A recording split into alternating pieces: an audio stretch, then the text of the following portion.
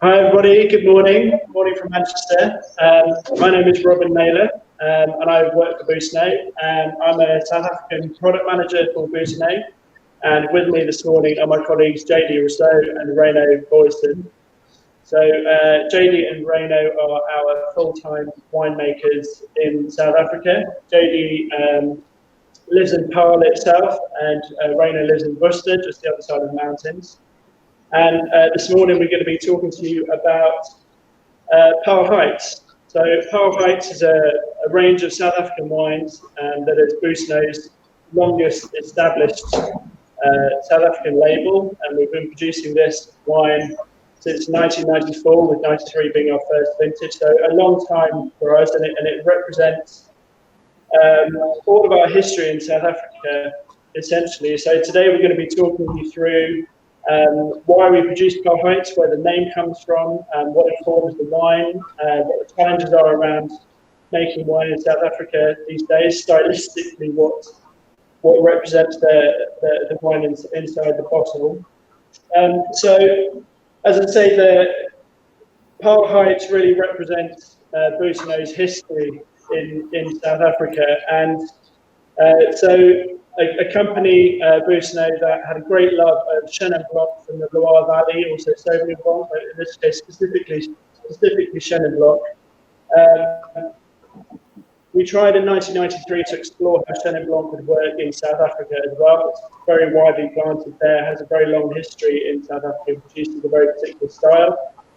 So in 1993, we tried to make our first Chenin Blanc there using natural ferment, which was very unusual at the time, and really kind of frightened some of the winemakers that we were working with at the time. JD can talk to us a little bit about the history of that as well.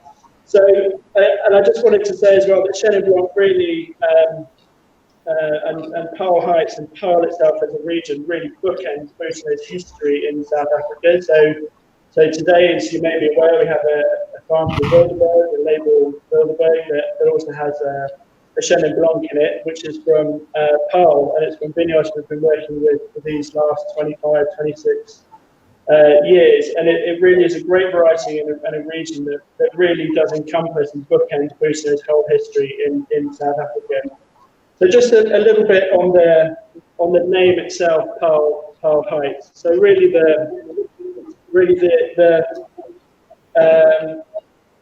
the history and the purpose of the name is really kind of in there. So Paarl is the Afrikaans word for pearl that represents the black and granite boulders that are on top of Paarl Mountain itself. So Paarl is named for these massive boulders of granite that sit on top of the heights of Paarl Mountain itself.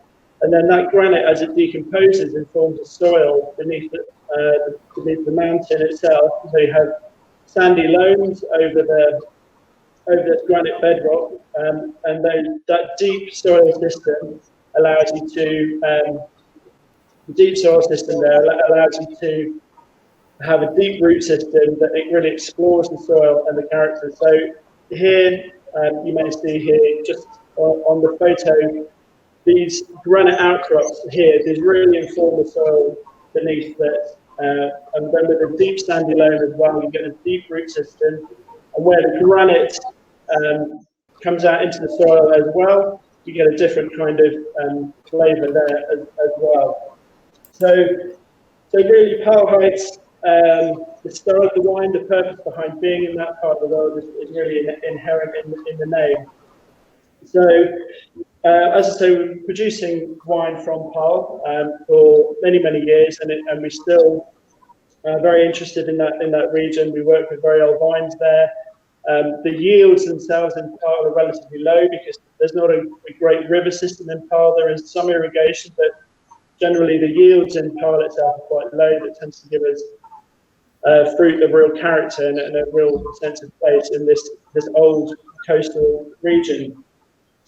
So if I could just move now to JD and Reino. So as I say, JD lives and was brought up in Paarl as a winemaker. Reino has a slightly different experience over in Worcester, just a comparison between those two. So For you, JD, what do you think is special about Paarl specifically? It's very personal to you, but for you, what is it that makes wines of such expression? Well, Robin, I think, yeah, so obviously I'm super passionate about Paarl, grown up in a wine farm there. But if you look at Paarl and where Paarl Heights is from, we must remember Paarl is only the fifth biggest appellation in South Africa, but still it's quite a big area that it covers. So if you look at the Paarl, which means behind the Paarl Mountain, they've got like big, deep shale soil. So you get this unirrigated, blanc, old vines that goes, the roots goes deep into the soil. So that component gives you the muscle, gives you the fleshiness and structure in a wine. And if you look at in Paarl, the town itself, it's the Drakensberg mountain separating Paarl from Worcester, where Reino is from. And that is just granite. So that component gives you the freshness, flintiness, elegance, and finesse in the wine. So I think if you look at Paarl, for me personally, I think it's an appellation that can tick all the boxes because blending wise, you have the structure, you have the freshness, and combining that, it creates something beautiful like we're going to taste in the Paarl Heights wines. Just a quick story, Robin, you said 1993 we moved, Boutinot started in South Africa in 94. A little bit before my time. I think I started 17 years ago in the wine industry. And actually the first winery where I worked at, we started working with Boutinot, and this guy came over and said, listen, this is what we need to do with wines. And they said we need to naturally ferment. And coming out of university, I think we spent like 1 year just learning about yeast and how to prepare yeast to put in the tanks. And yes, this guy asking me to do nothing, just to literally let the tank start on itself. And also bringing in 600 liter barrels. I think the biggest barrel I've seen was 300 at that time. So it actually opened a world for me as a winemaker in the early days. And we're not going to talk about Wildeburg today, but if you look at the strategy that we follow now with Wildeburg, actually started with Paarl Heights about 16, 17 years ago. So I think it's without realizing that, obviously, and sticking to our guns, trying to produce this wines at place. And really, if you look at Paarl Heights, it can't be a Western Cape. It must be different than Cape Heights. It must be different than all the others. So it is a wine from Paarl, and trying to express Paarl as an appellation. I think a lot of that comes down to, or it certainly reflects Boutinot's winemaking philosophy in South Africa, is that sense of place. And certainly when we talk about that sort of feast of lazy winemaking that we'll talk about with other wines. But I think what we look for with Paarl is really that expression of a sense of place with Paarl. And I think with that label, it's not like the fruit can come from anywhere else. It has to come from wine of origin Paarl, which is something we're very proud of. And a lot of that is down to our relationships with growers and our long-term relationship with growers that we work with there. Without those strong relationships, we wouldn't have access to the vines that we want to work with which are old vines of expression. So just going to show there. So this is Paarl itself. So what are we looking at here, JD, specifically? We're looking over Chenin Blanc bush vine vineyards of some age, back towards the mountain here. And just tell us a little bit about what we're looking at here and what makes up the typicity of Paarl soil. So what we're looking here is, as I said, the Paarl area. So you see the what's it, maize fields in English at the back. For me, this is typical Paarl Paarl terroir. It's the old vines. So I said Paarl is the fifth biggest appellation in South Africa, but it's actually has the second most old vines in South Africa. And it's actually growing. So obviously for us to classify it as an old vine, it needs to be more than 35 years of age. So, and as we can see, people are keeping these old vines in the ground, which is great. It gives you that complexity. So here you can see the old vines, bush vine, unirrigated, and this will be on the deep shale soils. But also, if you look at the mountain, you can't see it in this picture. At the right-hand side, there's like a channel coming from Table Mountain and the ocean in this area. So in summertime where it's 40 degrees Celsius, the wind starts actually blowing. It's a very cold wind coming from the ocean. So even if it's like I said, 40 degrees Celsius, it just cools down this whole area. So you get this best of both worlds. The big, we call it the roots in the soil, giving you structure, but also the coolness that chills and keeps the freshness in the vines. Yeah, I mean, we're great fans of Swartland, of Stellenbosch, of Franschhoek, Pickeneerskloof, etc. But if we compare Swartland and Paarl in particular, which after all share a border, they're typically quite different in that Swartland tends to be a little bit more fleshy. But I think really what struck us with Paarl Heights was that sort of that finesse and elegance, that natural brightness that we found in that wine, which is all to do with this local soil structure here. So I'm just going to show us. So here are some of the older vines that we work with. The green one in particular on the bottom right-hand side there, old bush vines. Many of them unirrigated as well. So in here you see more evidence of these vineyards themselves, some of the grapes pits, and we just threw in a photo of one of our growers. Just it's very human, this business after all, and we have to have long-term relationships with growers to have long-term access to vines of age. So we just have a question here before we go into the tasting. So I have a question here from the audience about what do we think is the future for the region of Paarl, and how has 2021 harvest been? I mean, I'd just like to say at this point that we still talk about South Africa in a new world capacity in the wine industry, but this is its 362nd vintage. That's hardly new world in that sense. But I would hope that Paarl has a very bright future if we can get behind the old vine project, and we can get behind this region in particular. It's still a region that absolutely needs to be shouted about, to be protected, and we're very proud that we have a very long-standing relationship with the region, and we call this wine Paarl Heights. We have to express that region, and it's been a successful range for us because we believe in the region and the wines of real quality. So JD, Rainer, I'm not sure for you how you see the future of the region. Yeah, I will let Rainer talk about 2020 harvest. I think just to get the question of how the region itself, there was actually a writer that did a whole piece on Paarl, because you get Swartland, the rock stars, and everybody is writing about Swartland and Pickeneerskloof, and then you get Stellenbosch, this old wine estate.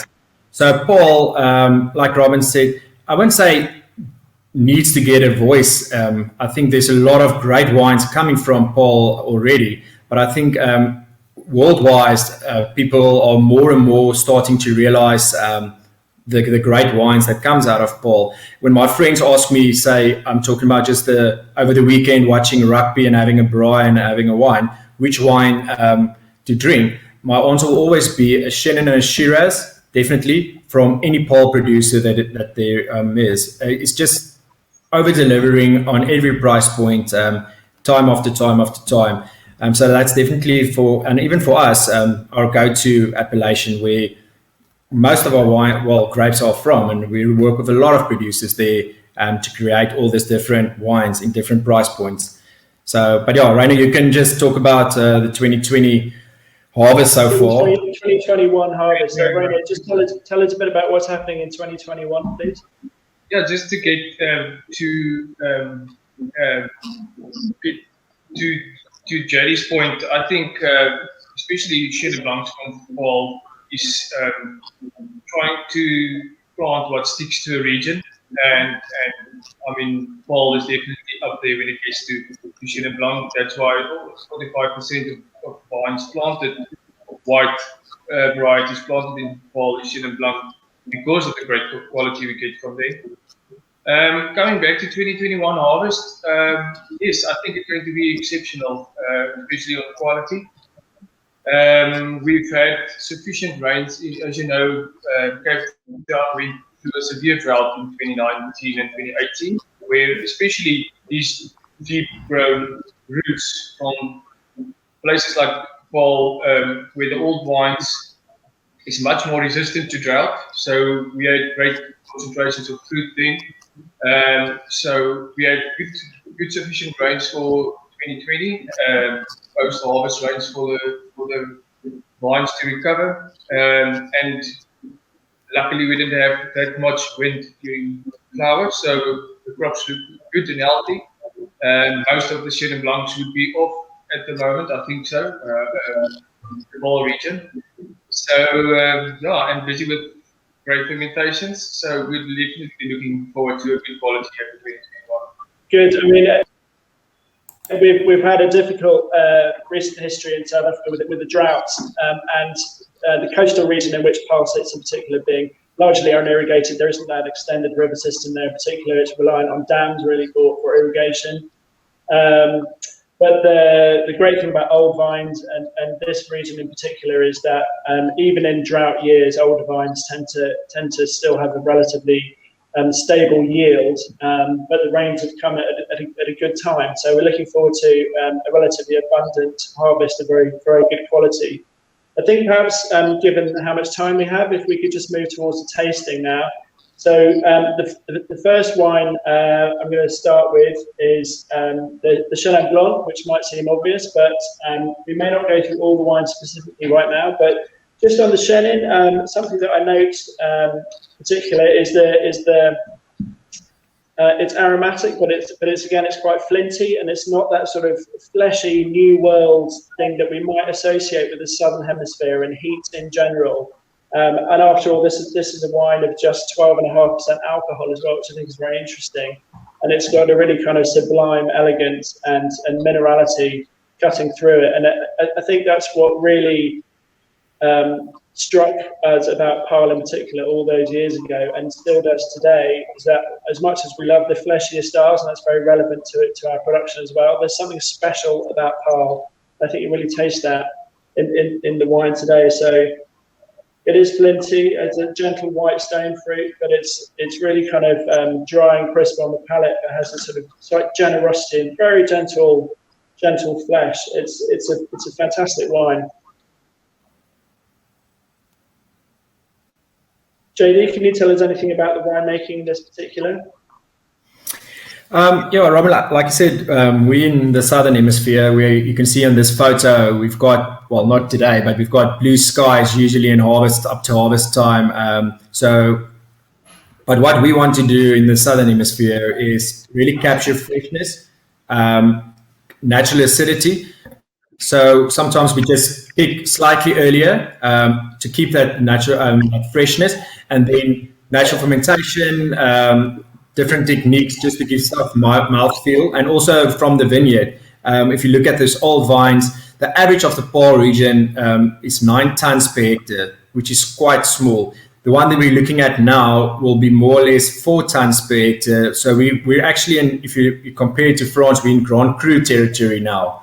So, which is crazy. So definitely from the vine, you get that natural mouthfeel and that pithiness, but also then slightly earlier picking gives you that freshness and natural acidity. Okay, and then in terms of Sauvignon Blanc, I'm just tasting the Sauvignon now, and it's quite sort of grassy, quite nettly. Again, a bit more leafy and more expressive than I think the Southern Hemisphere in particular sort of necessarily given credit for. It's quite fine. It's got a really kind of linear line running through it of leafiness and bay, and it's very expressive. Is there something special about Paarl Sauvignon specifically? Is it the coastal breeze maybe? Yeah, I would say if you look at Paarl Sauvignon Blanc, like I said, especially in the Achterpaarl where that cool breeze comes in the afternoon, it definitely gives you that. Almost for me, it's more like a gooseberry style, slightly thiol, slightly more expressive, but it is more linear, it's more tight. And then at the end of the palate, you get that nice mouthfeel that's typical from Paarl as well. Okay, and again on Chardonnay, I think in the coastal region, being hot and dry, it's not hard to get ripeness specifically, but it's picking at the right time and picking a wine with freshness and typicity, but without being too over the top and ripe. And again, I think that's something that we managed to achieve year after year with Paarl fruit specifically. And the Chardonnay seems like a very bright expression of that region as well, and the variety. Yeah, I think on the Chardonnay, so usually where people, especially in the northern hemisphere, will do a lot of Boutinot or maybe put it through malolactic fermentation. We don't. So just once again to capture that freshness and that acidity. So it's literally tank fermented on the lees as long as we can prior to bottling, and then coarse filtration into the bottle. So just on the rosé in particular, I mean, obviously, certainly in terms of rosé colour, over the years, we have evolved the colour of our Paarl rosé with, honestly, a market demand as well. And we think that the paler the rosé at the moment, the more kind of bright and expressive it is, but it's interesting that how the colour of the wine has evolved as well. But the purity of the fruit has always been in there, and the Paarl rosé today, I think, is a beautiful thing. It's pale, and again, in terms of the winemaking behind this, specifically to achieve that lovely colour, how does that work? All right, if you want to pop in here, or no, we definitely make the. I think this, especially for me, 2020 vintage rosé was exceptional. We make it in a very pale style. Trying to capture as much freshness as we can. So light in color, but really for me, 2020 was from the most exceptional we've had in the Paarl light rosé style. It's lovely. It's got a slightly kind of grapefruit tang to it. The colour's beautiful. Again, it's just 12.5% alcohol. It's nice and fresh, and you really feel that in the glass. It's very expressive. Today it's dry, has a lovely kind of bright natural acidity to it as well. I'm just going to move on to the dry rye now, or dry red, as we would call it in English. So dry rye is really fundamental to the history of winemaking in South Africa itself as well. It's something that we've made for a very long time in terms of that dry red. I sometimes think of it as that, if you'll forgive me, that Chateauneuf de Cap thing, in that it's an unstated blend of many red varieties, and every year we will play with that blend in order to produce the brightest, most relevant red for us. This is the 2019 vintage, which has been a slightly warmer year as well, I believe. So just tell us a little bit about the makeup of the dry red most years.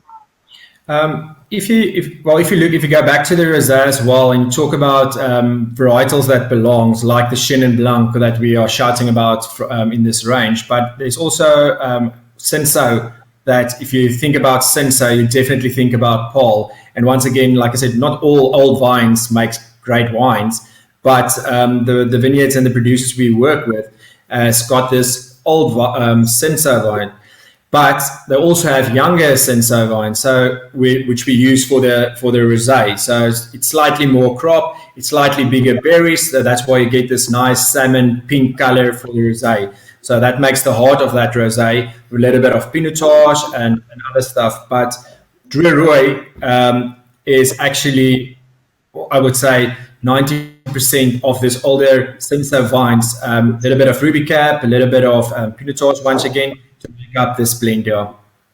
Cinsault is fantastic, and we've worked a lot with Cinsault as a company, as a producer in the last 10 years, and it's very interesting to see it's curved from being unfashionable to fashionable. It's lovely to see it being kept alive as well as part of its dry red history.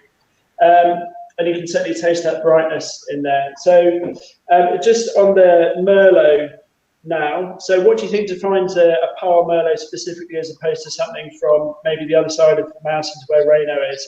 Just tell me a little bit about that, JD. So Merlot from Paarl is definitely, for me, shouts juiciness, soft tannins, nice red berries, a little bit of blackcurrant, maybe on the nose as well. You go more into the darker spectrum. But for me, definitely juiciness, and nice soft tannins on the palate. Yeah. You definitely feel that in this. You've got that gentle varietal leafiness, but it's really generous. And everywhere I've travelled in the world, nobody likes working with Merlot. It's difficult to work with. But this is a really kind of soft, quite plush, velveteen expression. If you'll allow me, it's quite commercial in that sense as well. In that I think it's very drinkable style of Merlot. I think that's a lovely thing. Just going to move on to the Shiraz now.